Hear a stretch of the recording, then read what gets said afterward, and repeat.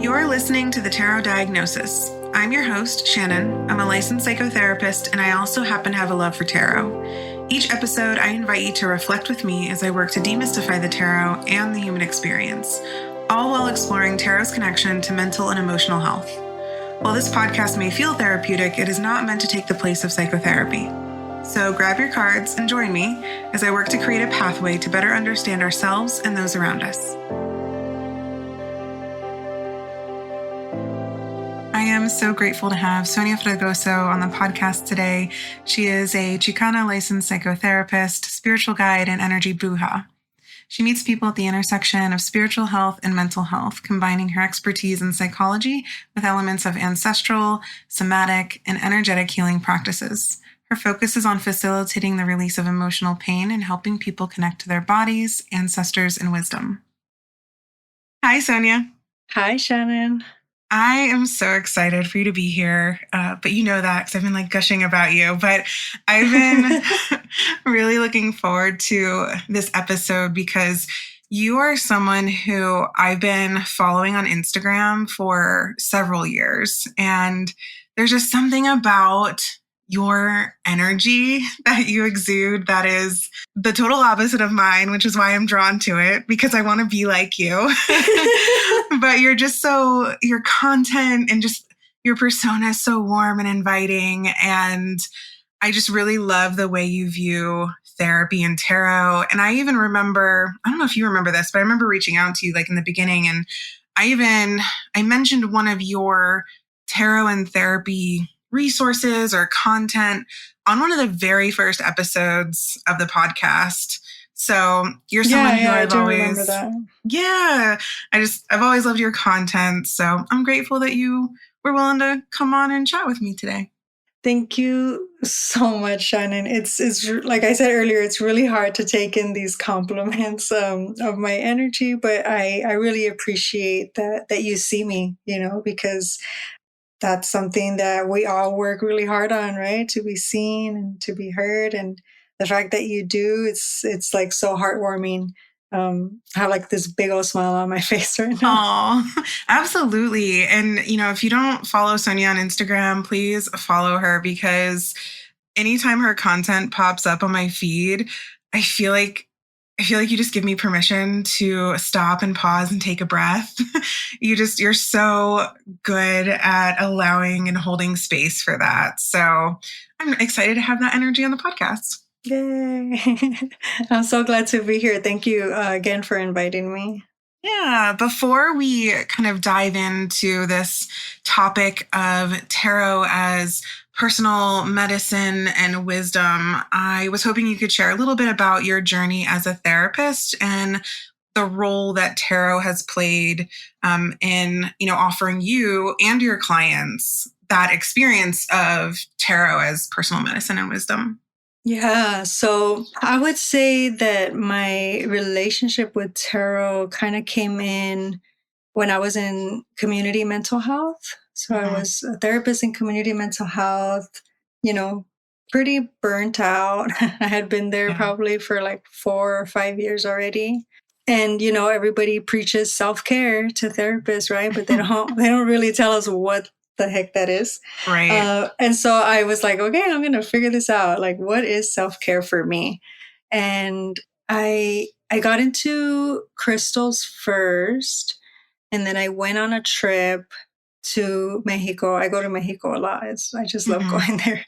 It's my home. So, and that's where I got to see the pyramid Chichen Itza. And it was probably one of the first experiences I had with anybody talking about like energy or energy healing and my ancestors and how they were connected to all these energies. And so that kind of just blew my mind and opened my eyes to this new world of energy and connecting to my ancestors. And so I got my first obsidian sphere in Mexico, and I brought that home, and I started studying that, and then I was telling my sisters about it, and then they kind of hopped on with me, and then one of them sent me like a tarot class, and she was like, "Oh, are you all down to take a tarot class? And, at this point, like tarot was still something scary.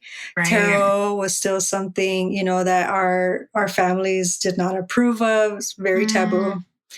And so, but at this point, we're all adults and we're like, yeah, let's do it. Who cares what anybody says? And Right. so we took the tarot class, and that tarot class just was amazing. The tarot instructor, the very first thing she said was like, I don't use tarot to fortune tell. I use it for like reflection, introspection, and like all the things that I was doing in therapy, basically. Right.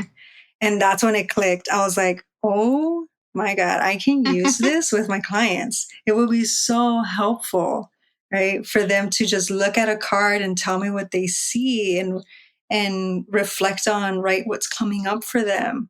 And then that will make our session so much easier, right? It's like there's no work involved here. Like we just pull a card and boom, we get into the session.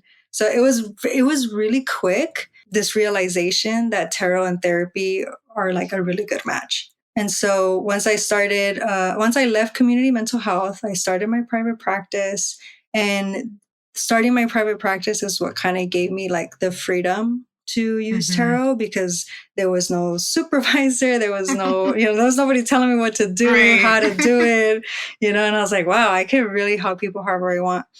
And so, and that's when I started bringing in tarot with clients. And this is kind of that course that you mentioned that I did, the tarot and therapy. Yeah, I think that's what it was called. A lot of that course came from my own questions of like, is this ethical? How do I use this ethically? Right. And so I really focused on the ethics of using tarot and therapy in that course. And I shared everything that I learned consulting with other therapists that were using tarot already. So I didn't like make these things up myself. Like I consulted, I, did my due diligence, and I was like, okay, I can do this. This is, allowable. This is permissible. And so I just started introducing it to clients who I knew were spiritual and who were aligned, right, in values and beliefs.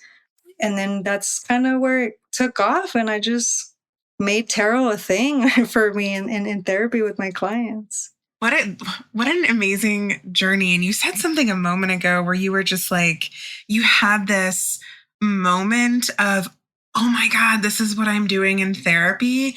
And I remember having like that same moment with tarot, and I've never really described it before, or even, I don't know, not in that same way, I guess, but I love the way you talked about it, of this kind of, oh yeah, wow, this is very similar, which made sense for this podcast to even exist, because it's so similar. These cards are archetypes that allow us to look at ourselves in ways that maybe we didn't know how to, or explore the world around us or our relationships. So it's really exciting to see other clinicians like you having the same level of excitement about tarot and see its value both personally and professionally. Oh yeah, I saw the value right away, and I jumped on it. I was like, okay, that's it. I'm doing this. Like, there's no question about it.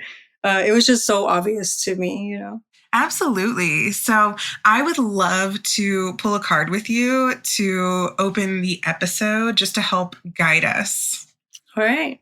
So I'm using Tarot Vintage because I'm always using that deck. What deck are you using? Yeah, I'm using one of the classic, the Pamela Smith edition. Nice. What did you pull? So I pulled the Strength card. Oh, that's so sweet for this. Yeah, it really is. I pulled Page of Pentacles. Nice. Two very different energies. So tell me what you're thinking about the Strength card as we talk about tarot for personal medicine and wisdom. I mean, this is so wild, because whenever I pull the Strength card, the first thing that comes to mind is how vulnerability is courage, right, and strength. And a lot of what I do, a lot of what I teach and guide people to do is to be vulnerable, right? To tap into their emotional pain and to find their strength in that. Mm. Oh, I like the way that you're talking about vulnerability with that card, because so I feel like my Page of Pentacles, the way I view pages is always like a sense of curiosity. So I feel like this Page of Pentacles is representing how we need to find a level of curiosity about our physical experience in this world, with the pentacles representing our physical world. Yeah. So I feel like it's both of these cards actually play well together, to be curious about what vulnerability would look like for us.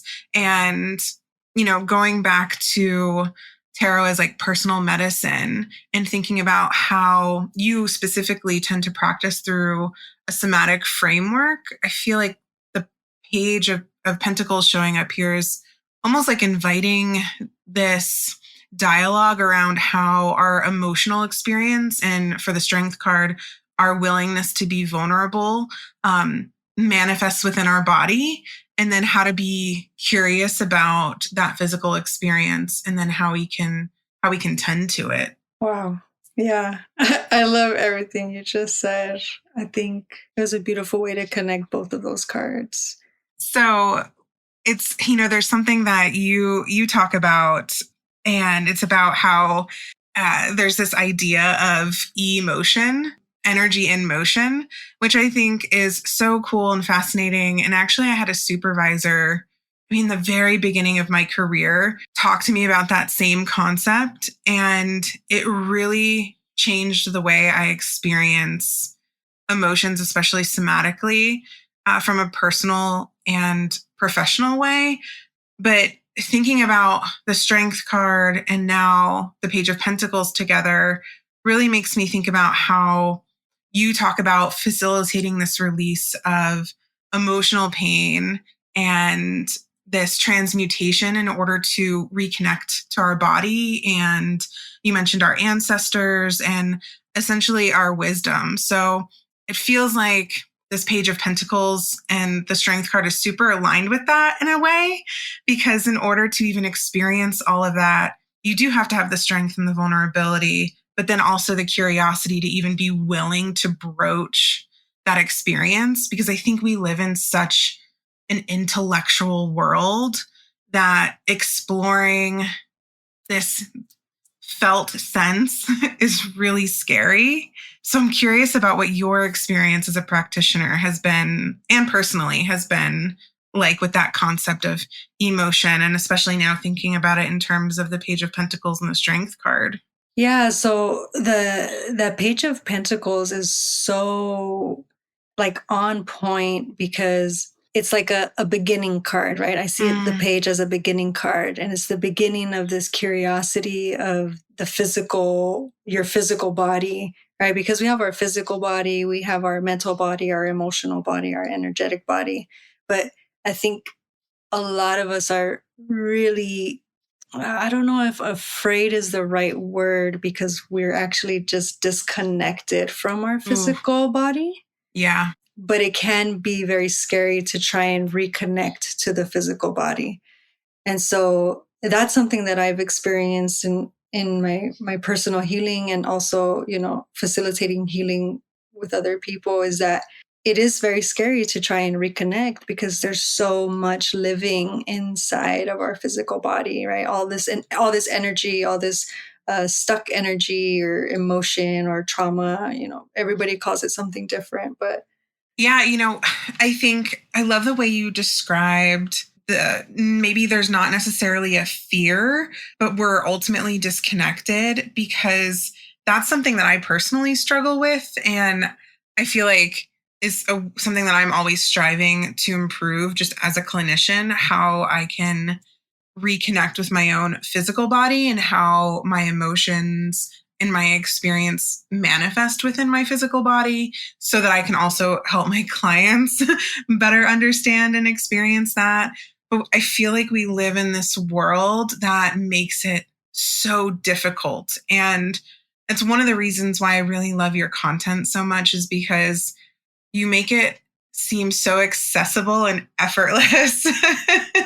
And I think for a lot of folks, it does feel like, well, where do I start? What do I do? Because if you look at the strength card, even though there's all of this vulnerability and essentially like a positive outcome from that card, sometimes when you're needing to reconnect with yourself on that physical level, it does feel like you're prying open a lion's mouth. It feels a little terrifying. Like, what's going to happen? This could go really well or not good. Yes. Oh my God. I love that we're talking about this. Okay. So it is very accessible.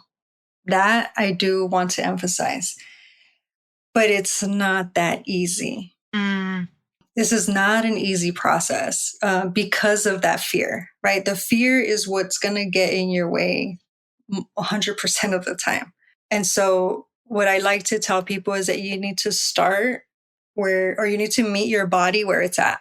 Yeah. So a lot of us, when we're talking about, diving deep or doing shadow work or, doing this somatic processing, just the word diving deep, right, makes it seem like it's a very quick process. It's a process where you're just you're diving in right into the center of whatever somatic experience you're having. But that I would not recommend that.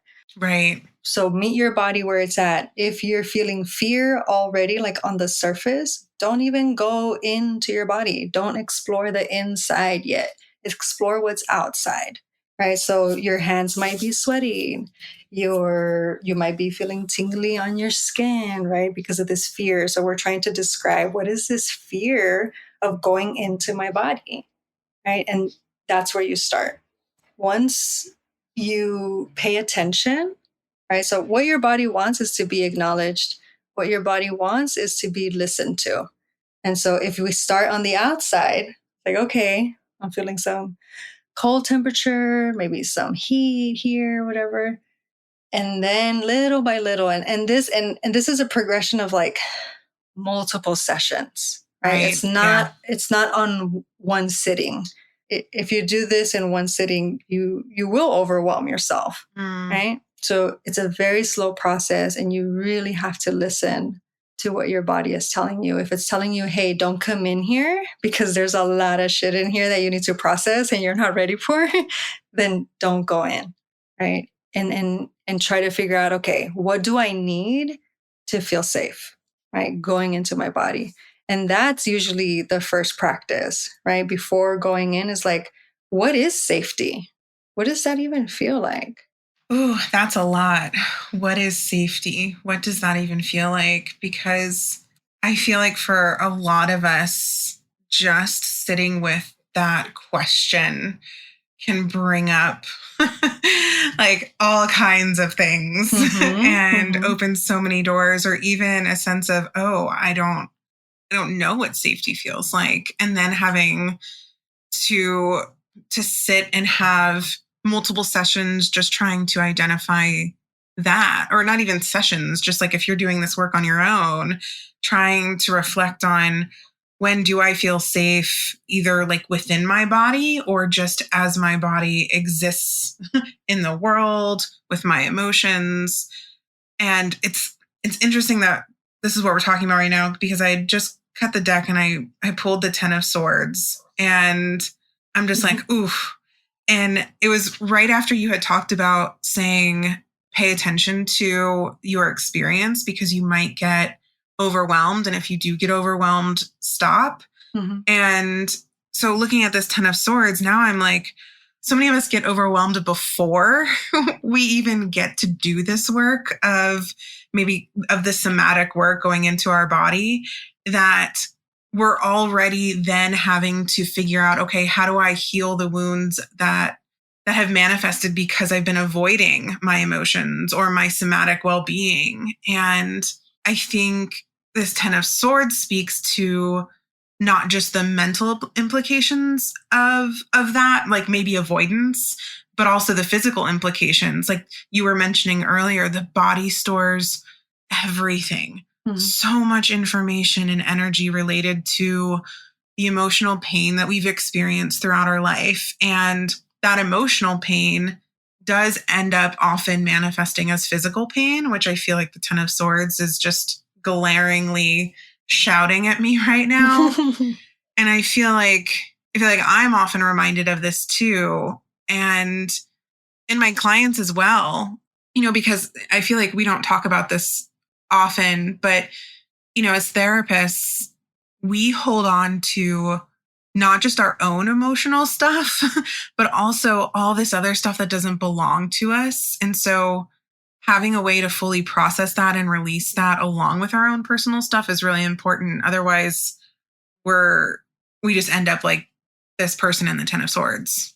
Yeah, yeah, exactly. So, I mean, that I feel is like a whole other conversation for therapists of how to build energetic hygiene and how to release and how to not even absorb it in the first place.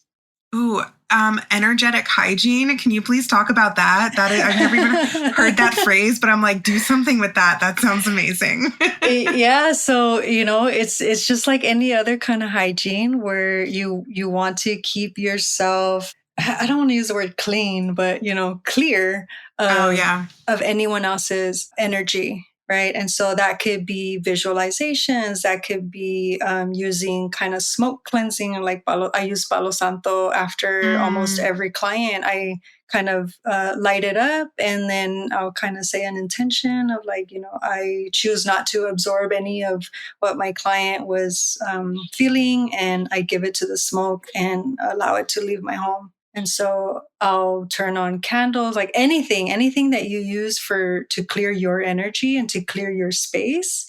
You want to do that like every single day, every time you see a client. One, so that you can be intentional about your choice to not absorb energy, right? Because if we're not actively choosing to not absorb, it's just going to stay in there. I love what you're saying. And I feel like it's funny because when I, pre-COVID, when I had my office, I had this really beautiful ritual that I also did the same thing. I had a little cleansing ritual in between my clients. I had I had Palo Santo, but it was room spray. And, I'd have this ritual at the end of the day where I would stand in my doorway and look into my office, and I would just also speak an intention and also express gratitude for the folks who sat on my couch that day and let me hold space for them. And then I would say, I'm leaving everything in this room and I will pick it back up tomorrow. And I feel like that ritual that you're talking about to make sure that we have good energetic hygiene is also accessible to folks who aren't therapists. Like if you're leaving your job, have something in your car that just creates this space between you and the work that you're leaving. It could be anything. I was working with someone not too long ago, and we had them do little like cleansing ritual before they walked into their door where they would water or mist their plant that was outside their front door. So it was like, okay, whatever I'm holding on to, I'm pouring into this plant, and this plant is going to take care of it for me because now it's outside of me and this plant can handle it. That's beautiful. So anything even like that. I love that you brought that up because it is a really important part of our day-to-day life. We don't realize how much lives within us because, it manifests in ways that we often don't pay attention to because so many of us are always in our head with racing thoughts. We don't realize how it's affecting our body. Yeah. Yeah. And also when you are doing like these clearings or this cleansing, a lot of people in the spiritual world, they talk about affirmations and they talk about intentions and, speaking your intention. And that is important. But for me personally, a more important piece is actually feeling right somatically that it's releasing.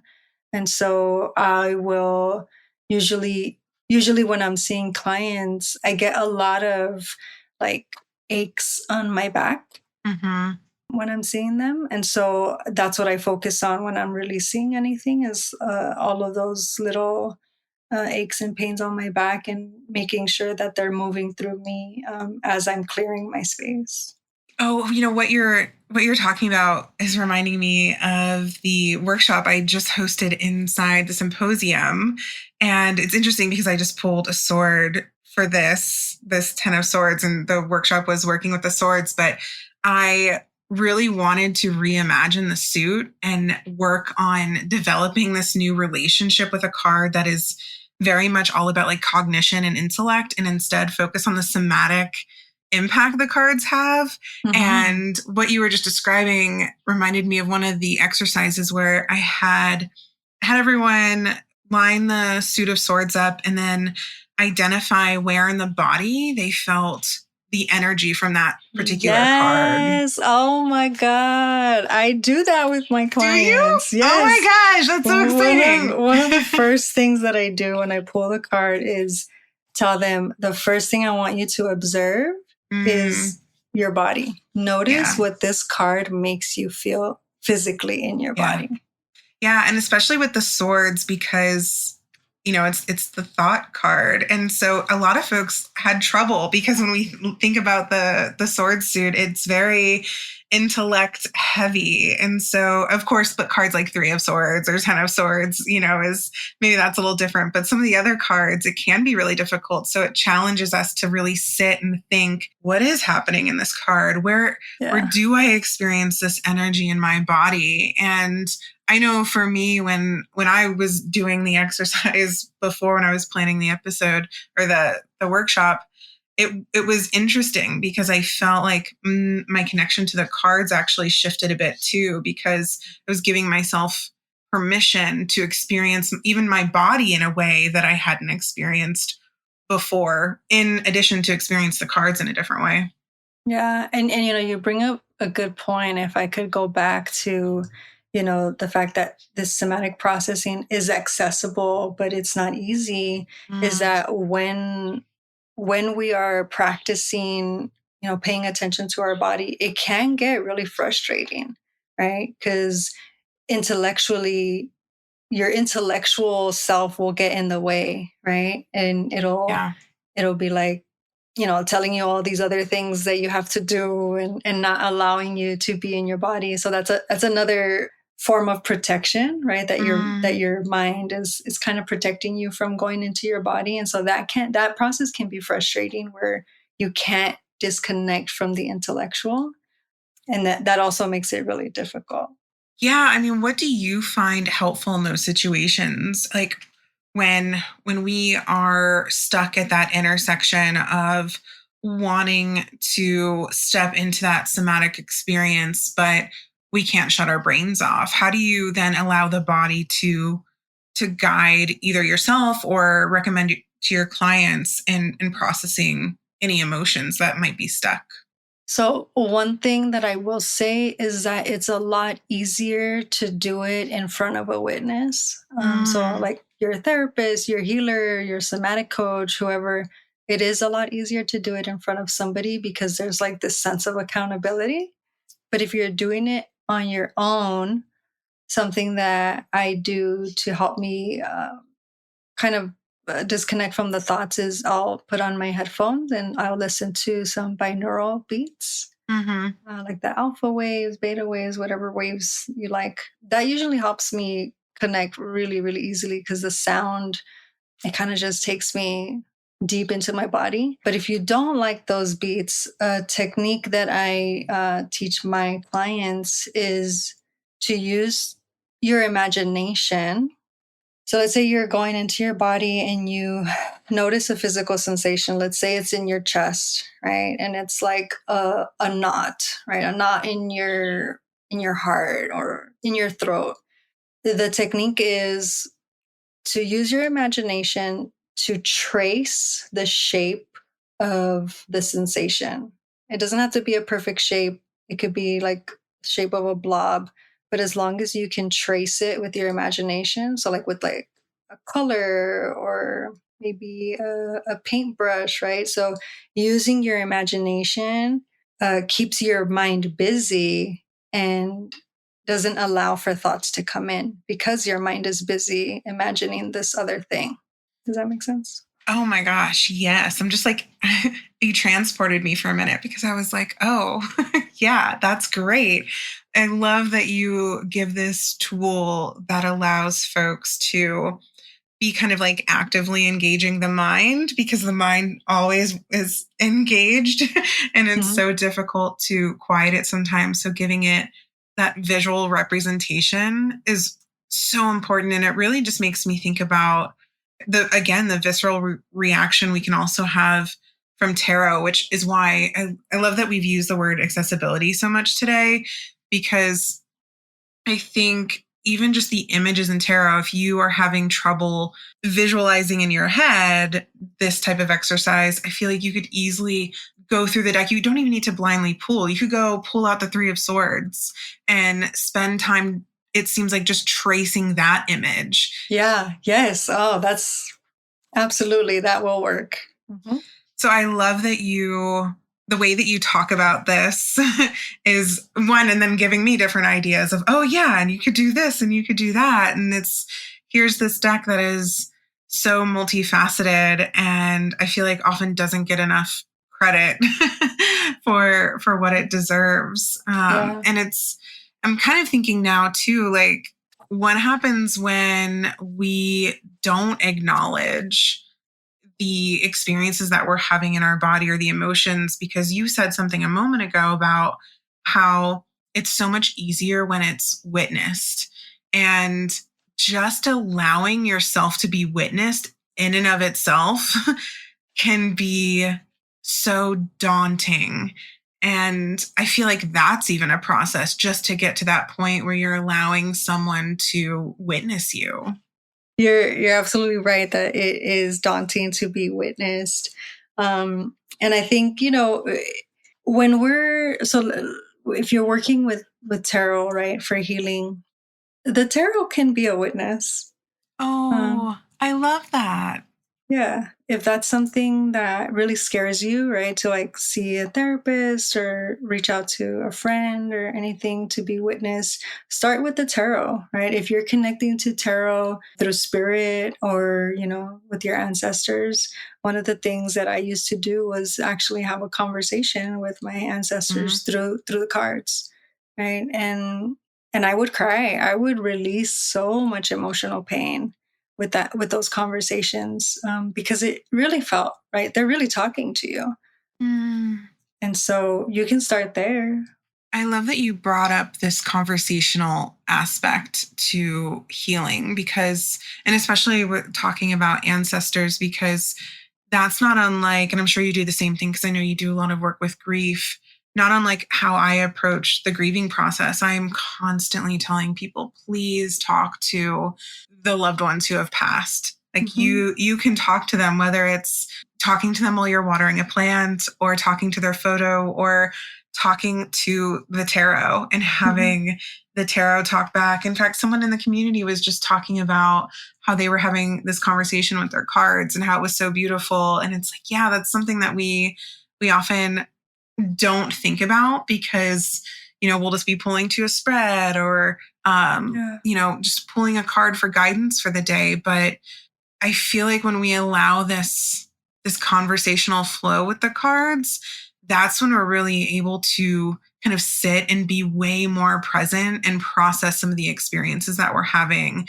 in our emotions. Very similar to what you just said about being able to cry. I mean, that alone, allowing yourself to sit and cry, can be so important. But I feel like we don't even give ourselves permission to do that. Yeah, we don't. It's so funny because yesterday I just launched my second offering, which is called Emotional Limpias, so emotional cleanse. And the purpose of an emotional limpia is to allow yourself to cry. And so, because your tears are medicine, your tears are what's going to heal you.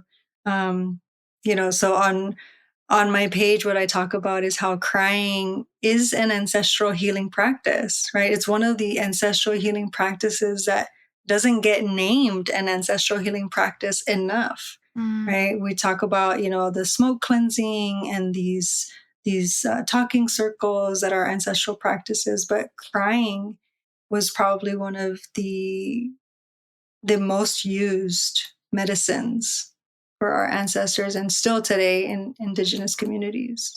I would love to hear you talk more about that, because that's something that I have found to be so valuable about the content that you've put out on social media, because I know personally for me over the years, I've struggled with giving myself permission to release. Mhm. And, I'm a lot better now, but I've noticed that same theme even with my clients. And, there's always this joke like, oh no, I can't be weak.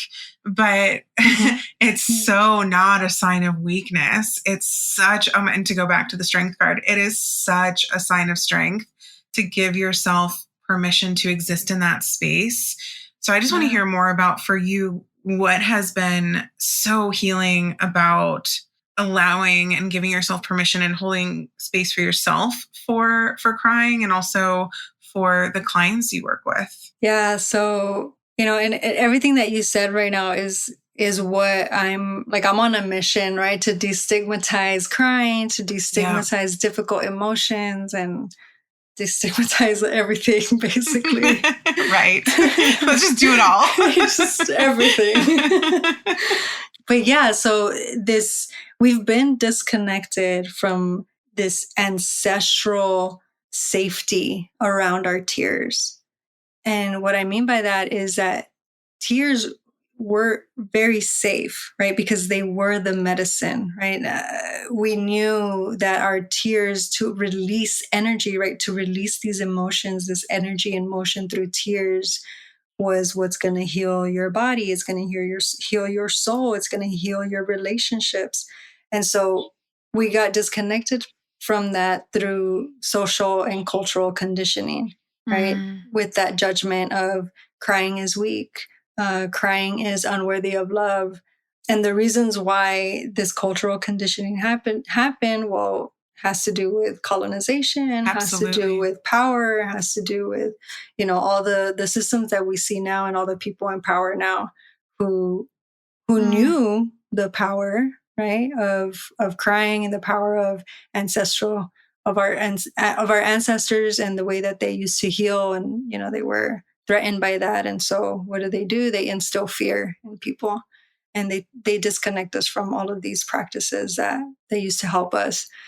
And so what I like to teach my clients and allow them to do is to connect to that ancestral knowledge, that their tears are actually medicine, and that having medicine in your body is a strength. It's literally a strength. It's not a weakness, right? It's like you have the medicine inside of you. How could that be a weakness? And so I also teach them the science, right? So biologically, tears actually carry, emotional tears carry the stress hormone out of your body, right? And so it's reducing your risk of living with chronic stress. It's reducing the risk of this stress hormone turning into all these other chemicals that are going to cause illnesses, whether that's a mental illness, a physical illness, right? And even spiritual illnesses. And so this brings me to also the spiritual aspect of crying. And the spiritual aspect of crying is that crying is used as a ritual to transition from childhood to adolescence to adulthood, right? So it's a ritual where you acknowledge that you're losing this part of yourself.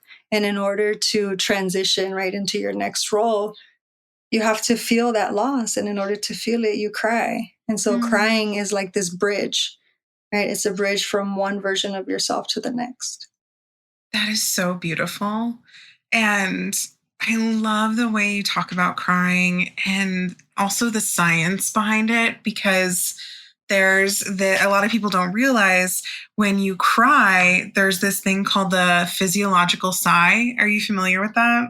Yeah. Yeah. So like when I'm teaching people breathing techniques, it's always the standard, like, oh, deep breath in, fill your belly, breathe out. But there's this whole other breathing technique that happens when we cry that also helps regulate our nervous system. And it's called the physiological sigh. So it's like, when you're crying and you do the, like, you're trying to almost catch your breath. And you can do that. You can mimic the positive effects of that just on your own, especially if you are really heightened and you're trying to regulate. So what you do is you still do the deep breath in through your nose, make sure your belly's full. You would breathe in and try to fill your lungs with as much air as possible. And then once you've reached the point where you feel like you've filled it with as much air as possible, you then take another quick inhale in through your nose and then completely release out through your mouth. And you can do that twice. And I did it in session with someone recently who was really dysregulated, and it helped immediately. It was so cool to see something happen so fast. So when you talk about crying, yeah, there are so many levels of that are so necessary to our overall well-being that we don't get to talk about. And so you are doing really important work.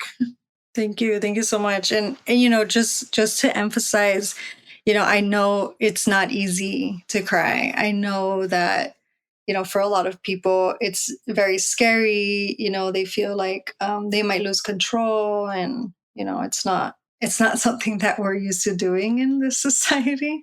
And so I know it's scary. But I think if you look into why this fear even exists, that can really help you feel a little bit more comfortable with even shedding like a little tear. You don't have to ugly cry all the time. You don't have to ugly cry. Well, and I feel like, yes, it does feel like we're losing control when we're crying, but I think even just reframing the idea of loss of control wrapped in with that is important, because if we're holding space for ourselves, or if tarot's holding space for us while we do that, I mean, technically we are still in control. It's not us feeling like we're, I don't know, giving something up or, you know what I mean? Yeah. So that's the other piece, right? Which is safety. So now we're coming all the way back to safety. And safety is so important for when you want to shed tears. And the thing is, for the most part, most of us are adults and we are safe, right? We are safe because we have choice and we have power. We're not children anymore. Right. And so what's happening with all of this fear that's coming up for us around all kinds of things, not just about crying, is that our body somatically thinks we're still a child. And so we feel like we're not safe. The body feels unsafe. The body's like, no, like what, you don't have power. You don't have agency. You don't have choice. And what we have to do, and I think you did an episode on parts work. Yeah. So we have to talk to our parts and update them, right? On like, hey, you know what? I'm actually an adult and I can choose to leave this situation if I want to. I do have power and I am safe. Oh, that's beautiful. So I really just love where this whole conversation has gone and the energy that you've brought to the podcast. And I feel like you've opened up so many doors for healing, and to even think about how we view healing personally, and even how tarot can act as medicine and wisdom for us. So I had this idea for us to wrap up, that maybe you and I could each pull a card again, and then we could challenge maybe ourselves and our listeners to pull those cards from their own deck and find something within the cards to allow themselves to have an emotional release and maybe cry about. I love that idea. All right, so let's pull another card. That's funny. I wonder if I should pull again. Oh, why? Because I pulled the strength card. Hey, that might be a good card to let yourself cry too. I know, right? All right, I got the 6 of Cups. Oh, that's an easy one. Yeah. So, and strength again, that's interesting that it's come up twice in this episode. So challenging ourselves to cry. I think 6 of Cups will be easy for me. Yeah, it's really easy. And strength too. So thank you so much for hanging out with me today and for sharing your own wisdom. I just have so much gratitude for you. So thank you. Thank you, Shannon, for having me here. This was an amazing conversation. Yeah, and before we go, please tell folks where they can find you. So you can find me on Instagram at La Sonia Fregoso, or you can find me on my website at obsidianwoman.com. Perfect. Thank you. Thank you.